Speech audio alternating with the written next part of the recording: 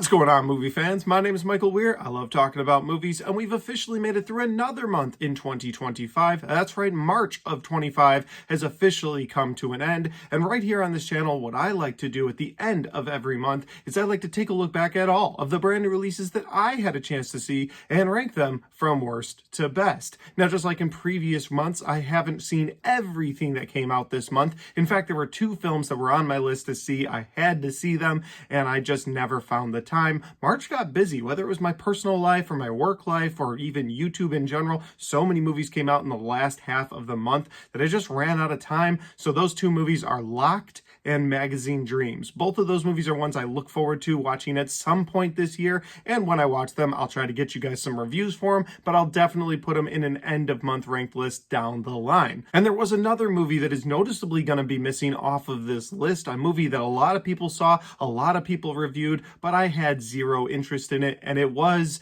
Disney's Snow White. Now, I would run down a list of reasons why I didn't see this movie, but I'll just let the star of the film tell you herself. I mean, you know, the original cartoon came out in 1937, and very evidently so. There's a big focus on her love story with a guy who literally stalks her. Yeah. Weird. I didn't do fucking shit. I didn't fucking do this. I'm done. Do what you want. Pull the plug. I'll kill you. Super weird. So we didn't do that this time.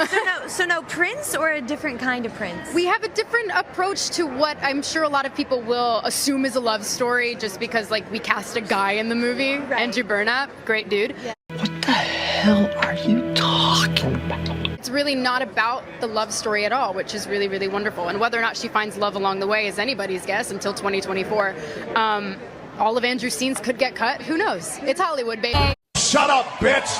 Oh my God! And so yeah, for all of those very, very cringe reasons, I had zero interest in Snow White. On top of that, my kids had no interest at all either. Like, usually a family-friendly film, I'll take my kids to go see it if they're all excited about it. We went and saw Dogman earlier this year. We're going to see the Minecraft movie here in a couple of days. And so I will take my kids to see family-friendly films that I'm not personally interested in. But when it came to Snow White, my kids had zero interest in going to the theater to see it. And also, just because of the main star and how absolutely cringy she is in life, I had no interest. So Snow White will be missing off of this list. But I do have 8 films to talk about, and we are going to get to those. But before doing that, if this is the first time you found my channel, I would love for you to hit that subscribe button. Check out all the different content on my channel, whether you like movie reviews or Blu-ray talk or ranked list videos just like this. I've got a little bit of everything on my channel, and I would love for you to check it out. All right, guys, let's rank March of 2025 from worst to best. Here we go. That is one big pile of shit. No, I shot him. Bullets in the fall killed him. Like I said, I saw 8 brand new films in March of 2025, and at number 8, the worst of the worst, we have the Blumhouse horror flick, The Woman in the Yard. The Woman in the Yard is a movie that I didn't realize was a Blumhouse movie, so I actually had some higher expectations for it. Sat down in my seat, got a bucket of popcorn, was looking forward to a scary good time, and then the Blumhouse logo came up, and I was like, God damn it, I didn't realize that I was in for an early year Blumhouse film, because they notoriously most studios dump garbage in the first quarter of the year, but Blumhouse loves to dump their absolute garbage in the early portion of the year. And so we got The Woman in the Yard, and that was disappointing right off the bat. But when you get into this movie, I'm not going to pretend that there weren't any moments of dread that I'm looking for in a horror film, because here's the thing. I understand I'm a grown adult, and so I'm not necessarily going to be scared in a horror film, but I do expect a level of dread out of my horror film, so an uneasy feeling. And this movie did give that in one scene. So my one positive that I talked about in my review, I'll say it again here. I thought the scene in the barn or the garage, whatever it was, where the little boy is trying to start the car and get away, I thought that was effective. I thought the way they used the camera work in that scene was great. I loved how the woman sort of moved out of the chair without you seeing her. It led to some creepy, tension-filled moments, and I liked that. Okay, but that out of the way, this movie is absolutely terrible. First of all, the movie's called The Woman in the Yard, and so maybe I should have realized, hey, she's going to be sitting in a chair in the yard for the majority of the film.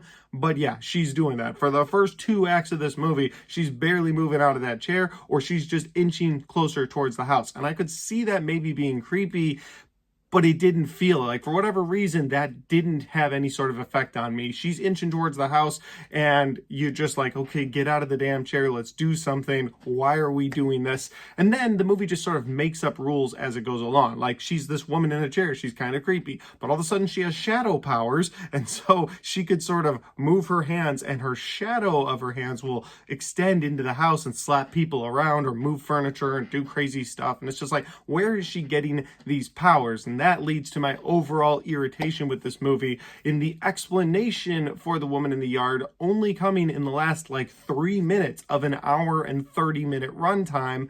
And so in this hour and 30 minutes, you're just sitting there the whole time wondering what is going on. And I said this earlier too, but again, I'm going to repeat myself. You don't absolutely have to give me everything in the first or second act, but give me pieces, give me some reason to be scared of this thing. But there's zero information given to you until the very end of the movie. And I mean it, 5 to 3 minutes left of runtime for the film. And they're like, okay, here's what's going on with the woman in the yard. And then when they give you that reveal, it's horrible. Like, I didn't like it at all. The woman in the yard, I'm not going to spoil it here, but what the woman in the yard is, who she's attached to in the house to be able to do any of this, it was terrible. I thought it sent a terrible message overall. And again, I won't get into spoilers. I like a dark ending in a film, but for me, this wasn't it. I wasn't a fan of The Woman in the Yard, so it's number 8 for March of 25. At number 7, we have a very expensively made film in the Electric State. Apparently, it cost $320 million to make this movie. I would say that probably 60 to 70% of that budget went toward the CGI, because the CGI does look really good. It's a futuristic movie somehow set in the 90s where robots and humans went to battle with each other. The humans ended up winning. Robots basically became outlaws, or they were told they had to sleep on the streets. It's very unclear, but while all that's going on, the main stars of this movie, Millie Bobby Brown and Chris Pratt, they are best friends with different robots, and they meet up with each other. And while they don't like each other at first, eventually they decide to get along and save the human race from whatever evil is sort of pulling the strings behind the curtains. And I think that this movie lacked any emotion, and had it had any emotion, I may have really enjoyed this, because my positives for this movie when I talked about it was the acting out of Chris Pratt. I think the guy can act. He's great at delivering those little comedic lines, and I enjoyed that out of him. And I thought the CGI looked great. So had they taken their time with this movie and put a little more effort into the script for this film, then maybe there would have been a little bit more emotion and I would have felt something during this movie. But as it stands, the movie was just completely emotionless. And so I didn't really enjoy myself at all. Yeah, I laughed a few times at some of the things that Chris Pratt said, but the overall story of this film, the length of this movie as well, didn't add to my enjoyment, and it should have. Again, a very expensive movie to make, made by the Russo brothers, who I know are competent directors, but this movie just didn't do it for me. I wasn't a big fan of The Electric State, so it's number 7. At number 6, we have another big disappointment. I believe this will be on my most disappointing movies of 2025 list, because it was on my list of most anticipated movies for 2025, just right out the gate. The first one from that list to hit theaters is Mickey 17. And this was such a disappointment. Don't get me wrong, I thought there was a lot of fun build-up in the first act. I really enjoyed Robert Pattinson's performance overall in this movie. He plays all the different versions of Mickey, and while most of them are the same, the last Mickey, Mickey 18, is very different. So you see two wildly different sides of Robert Pattinson and his acting style, and that worked for me.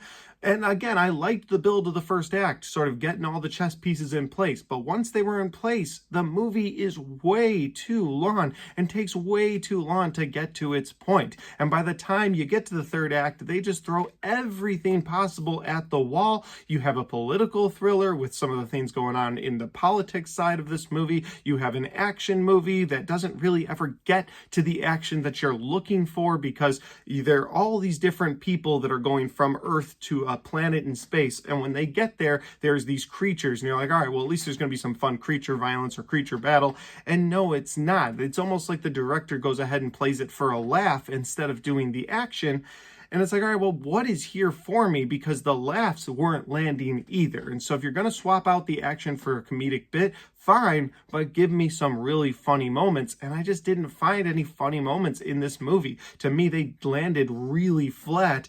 And that was disappointing because, again, this was on my most anticipated list. I wanted so much more out of it. And while this movie is ranked at number 6 on my list, I think it would have been ranked even worse if it didn't have Robert Pattinson. It's not a movie I would really recommend to anyone unless you really enjoy Robert Pattinson, and then you might get the same enjoyment I did out of the film. Otherwise, I wouldn't recommend it. I don't recommend it in theaters. I don't recommend it on streaming. Mickey 17, biggest disappointment of the year so far, and it's at number 6. At number 5, we have a spy espionage thriller starring Michael Fassbender and Cate Blanchett, directed by Steven Soderbergh. And I was actually looking forward to this when I sat down in the theater to watch it because the trailers looked like they weren't giving too much away.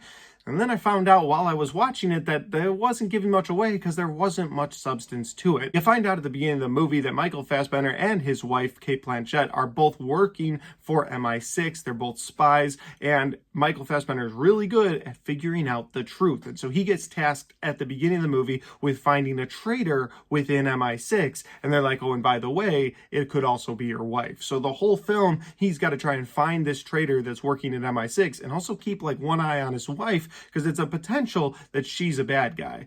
And with that premise, I was like, okay, they could do a lot with this. And they just don't. You take moments to go fishing with Michael Fassbender's character. There's another character in this movie that's a therapist. You got to sit through a couple of those therapy sessions. You also find out that there's like 6 core people that are like these black bag spies for MI6. And they keep like just baning each other, or they keep just going out and having a good dinner with each other that always turns into a weird work exercise. And it's like, all right, well, there's going to be more to this, right? Right? And there's really not. I mean, there's just no substance to this film. My biggest positive coming out of this film, outside of the performances by both Fassbender and Blanchett, I thought they were good. But my biggest positive was Pierce Brosnan's character as sort of the head of MI6. And maybe that's because Pierce Brosnan was my James Bond. When I was a kid, when I was a teenager, before Daniel Craig, it was Pierce Brosnan. He was the coolest man on the planet. And so getting to see him back in a movie was really awesome. But also his presence in the film. He's not in very much of it, but when he shows up, I feel like he commands your attention as the viewer. And I wanted more of him. I wish he had been the main star of this film. Might have been more fun. Fassbender is good. Like I said, his acting is good, but he feels very robotic in what he does. And just between all of the things I just listed, I couldn't put this any lower on the list.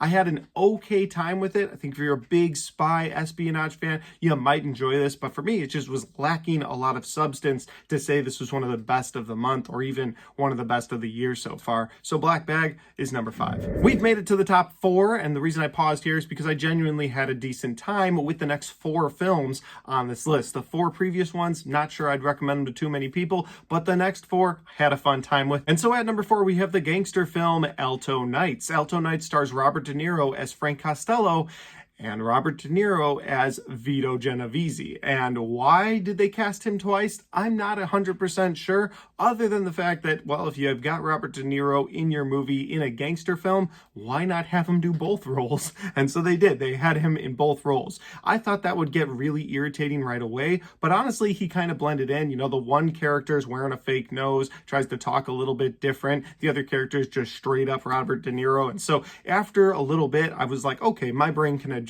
I can do this. So I really didn't have a problem with the fact that it was 2 Robert De Niros like I thought I would. But going through this film, I actually had a decent enough time with the movie.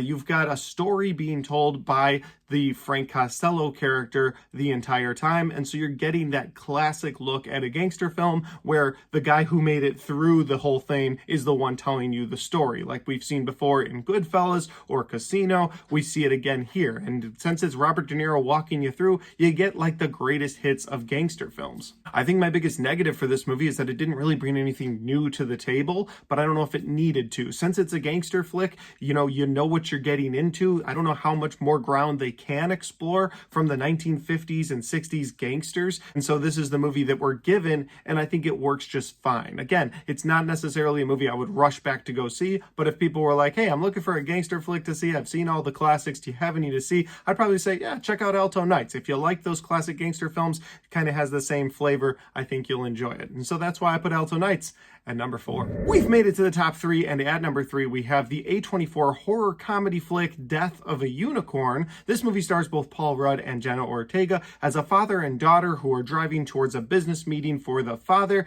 and they hit and kill a unicorn. They don't know what to do with it, throw it in their trunk, take it to the business meeting with them. When they get there, the greedy rich people that they're there to talk to, well, they take the unicorn, they start mashing it up, seeing what things it can cure, what things it can do. It's like a modern medicine machine because this thing cures cancer like right out the gate. But while all of those modern miracles are going on, you've got the parents of that unicorn that come looking for it, and they are pissed. And so you see these adult unicorns going from these white majestic creatures with these beautiful horns to these grayed out dark creatures that look monstrous. They've got claws on their feet, and they get there and start tearing everybody apart. And so the movie goes from being sort of a comedy to a horror comedy towards the back half of the film, and for the most part this movie worked for me. I had a really fun time with this movie.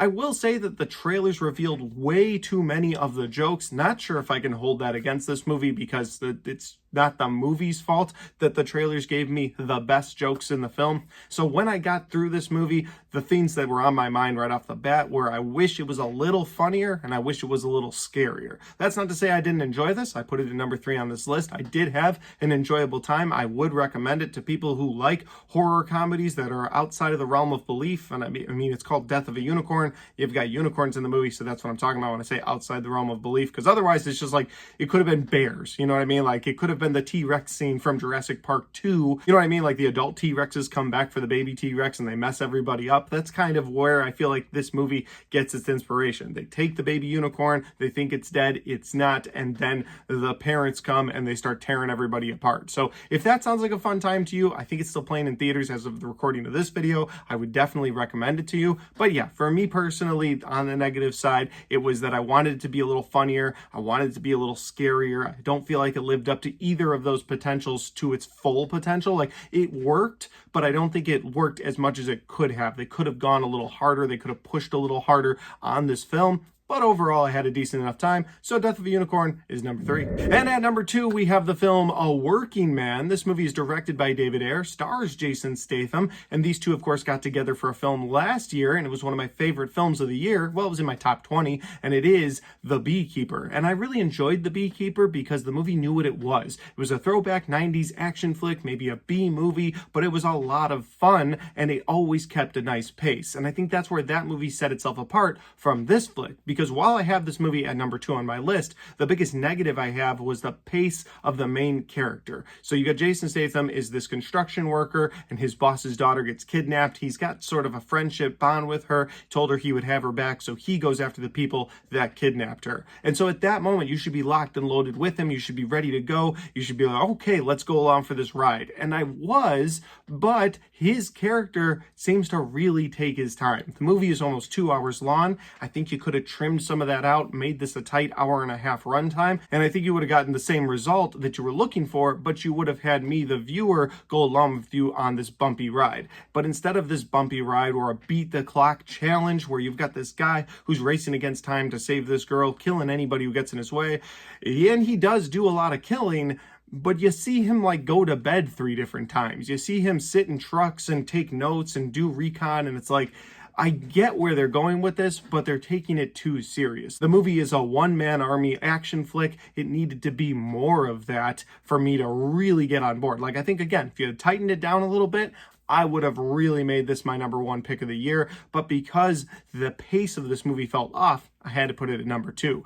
But before moving on, I do want to say that while I said some negative things already, I did have a really fun time with the action moments in this movie. Jason Statham is one of the best when you're talking about a one-man army. And I say one of the best, but maybe the only person left doing these one-man army action flicks, and so I really enjoyed the action in this. The hand-to-hand combat was awesome, the knife scenes were awesome, the shootouts were great. I had so much fun with the action scenes in this movie that I could see myself going back to watch those action scenes again in the future. And at number 1, the best movie of March 2025, we have the film Novocaine. And Novocaine is a film that stars Jack Quaid, and Jack Quaid plays an assistant bank manager who starts to fall in love with one of the bank tellers at the beginning of this film. They go on a date together, and she really likes him, and he has to tell her his secret. And his secret is that he can't feel any sort of pain. He has a weird condition that just doesn't allow him to feel pain, so he lives a very nerf life. He doesn't go out with people. He never goes out on dates with people. He really goes to work,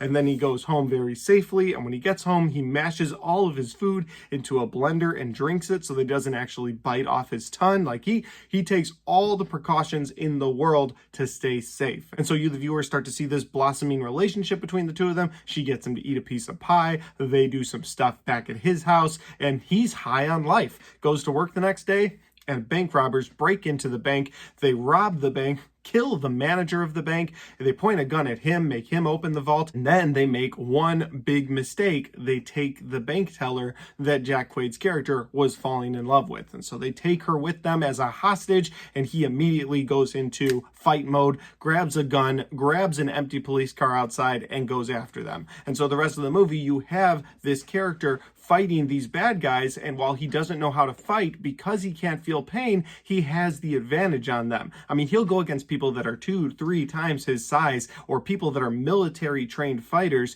and they'll be just beating the snot out of him, and he'll be talking during the fight. So they'll be like hitting him in the face, and he'll be like, I hit in the face, want to just talk to you, hit in the face about the, and like he never changes because he's not feeling the pain, and I really liked that. That was really fun. And then the action scenes overall were a lot of fun. Again, because of that unique, fresh flavor of how they were doing these action fights, where the good guy wasn't just winning everything. Like, okay, just to reference A Working Man one more time, in that film, Jason Statham takes damage, but he's kicking everybody's ass. He is the best fighter in the entire film. Well, in Novocaine, Nathan doesn't know how to fight, and so he's just taking all of this damage but not realizing it, so he just pushes forward with the fight. He never really gets exhausted because he's not feeling any of the pain, and I really liked that in this movie. I also really liked the comedy in this film because of this unique character and his unique condition of not feeling pain. They were able to play that for laughs at times, like one moment where he gets captured and gets tied to a chair, and this guy thinks he's going to torture him, so he starts ripping off fingernails, and he's like, that really hurt, man.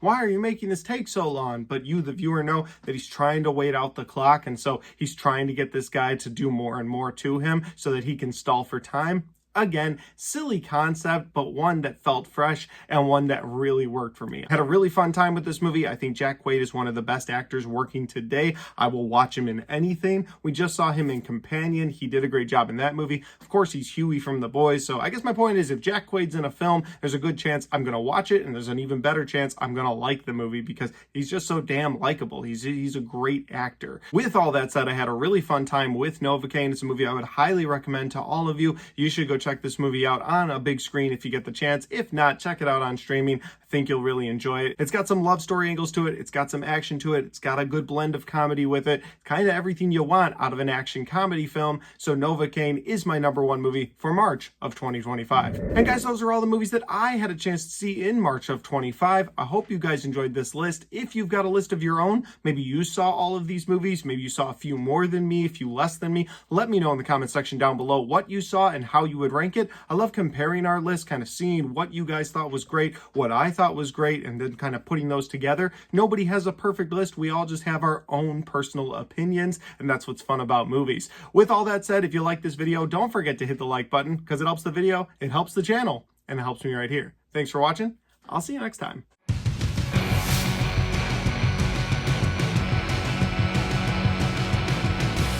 All right, guys, we got to the end of my March 2025 ranked from worst to best video. If you've watched this far, thank you so much. I appreciate that. If you'll want more content on any of the movies I talked about in this video today, well, I did YouTube quick reaction shorts to all of these films, and I did full reviews for 5 of these 8 films. They're all on my channel now. You can check them out there. And I can't wait to see what else 2025 is going to give us, because I feel like there were some contenders in here for some of my favorite movies of the year, while there were also contenders on this video for some of the worst movies of the year. I'm hoping April of 25 is awesome, but we'll have to wait and see. In the meantime, if you want to check out any of the other content on my channel, well, I've got all of my best and worst of 2025 right there, and I've got all of my 2025 movie reviews right there.